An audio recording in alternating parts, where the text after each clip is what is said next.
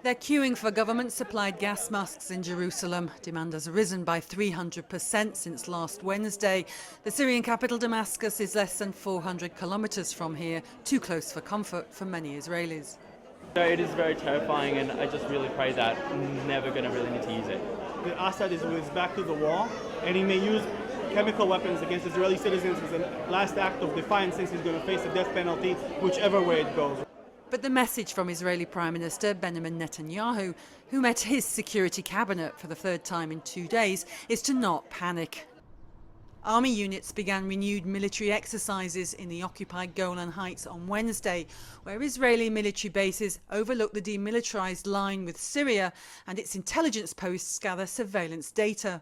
Reports suggest that the Israeli Army's 8200 unit has provided the main proof that the Assad military was behind a suspected chemical attack in Damascus last week. One report that cites a former Mossad official as its source says the Israelis intercepted a conversation between high-ranking Syrian officials about the use of chemical weapons at the time of the attack. A former head of Mossad told Al Jazeera that the 8200 unit can listen in to all electronic and radio traffic, but he doesn't think this alone will be sufficient evidence to prove categorically that the regime was behind the attack.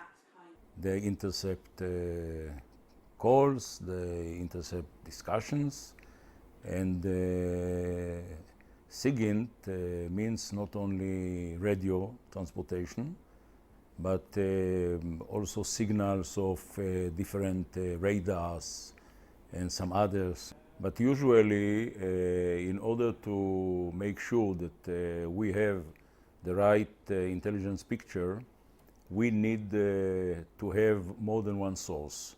An Israeli brigadier general announced back in April that he had evidence that chemical weapons had been used by the Assad military.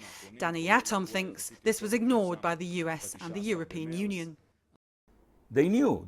They had the same information that we had, but they decided to neglect it. Security analysts are talking down the importance of Israel's military intelligence. Government officials are playing down any threat of retaliation by the Syrian regime. Meanwhile, demand for gas masks here has soared over the past week. Many Israelis are nervous about the coming days and weeks. Turton, Al Jazeera, Jerusalem.